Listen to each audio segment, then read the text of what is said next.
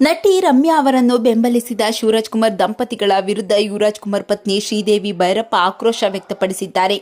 ತಮ್ಮ ಕುಟುಂಬದಲ್ಲಿಯೇ ಮಹಿಳೆಗೆ ಅನ್ಯಾಯ ಆಗುತ್ತಿದ್ದರೂ ಯಾರೂ ಮಾತನಾಡಲಿಲ್ಲ. ರಮ್ಯಾ ವಿವಾದದ ಬೆನ್ನಲ್ಲೇ ದೊಡ್ಡಮನೆ ಕುಟುಂಬದಲ್ಲಿ ಮತ್ತೊಂದು ಸಂಘರ್ಷ ಪ್ರಾರಂಭವಾಗಿದೆ. ಹಾಗಾದ್ರೆ ಏನಿದು ಗಲಾಟೆ, ನೋಡೋಣ ಬನ್ನಿ.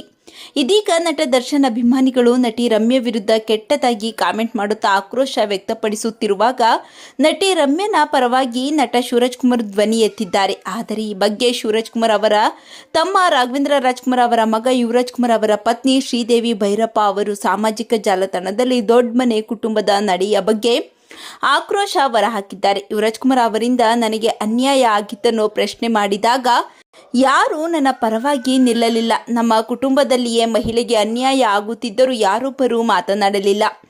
ಒಬ್ಬ ಮಹಿಳೆಯನ್ನು ಅವಮಾನ ಮಾಡುವಾಗ ಎಲ್ಲರೂ ಸುಮ್ಮನಿದ್ರಿ ಎಂದು ಆಕ್ರೋಶ ಹೊರಹಾಕಿ ಪೋಸ್ಟ್ ಅನ್ನು ಹಂಚಿಕೊಂಡಿದ್ದಾರೆ.